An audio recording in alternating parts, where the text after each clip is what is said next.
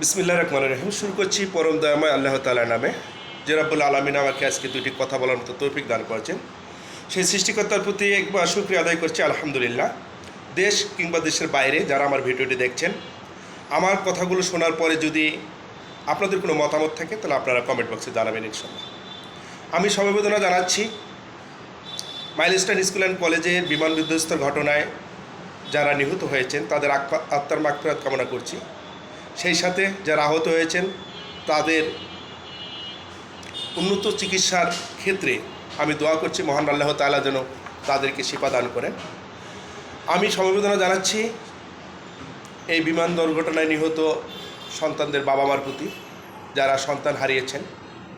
মা জানতো না যে আজকেই তাদের সন্তানকে শেষ খাওয়ানো হবে। মা জানতো না যে আজকের তাদের সন্তানের বেগটা শেষ গোছানো। মা জানতো না যে আজকেই তাদের সন্তানকে শেষ স্কুলে রাখা। সন্তান জানতো না আজকেই আমার মায়ের হাতের শেষ খাওয়া হবে। সন্তান জানতো না যে আজকেই আমি আমার পিতার সঙ্গে শেষ বিদ্যালয়ে যাব। আমি মূলত মহান রব্বুল আলামিনের কাছে ফরিয়াদ করব, যে সকল পিতামাতা সন্তান হারিয়েছেন আল্লাহ যেন তাদেরকে ধৈর্য ধারণ করার তৌফিক দান করেন। সেই সাথে জান্নাতে তাদের প্রত্যেকজনের জন্য একটি করে ঘর স্থাপন করেন। আর এই বিমান দুর্ঘটনার জন্য আমি মূলত দায়ী করতে চাই অতীতের যে সরকারগুলো দেশের উন্নয়নের নামে বিদেশে টাকার পাহাড় বানিয়েছেন।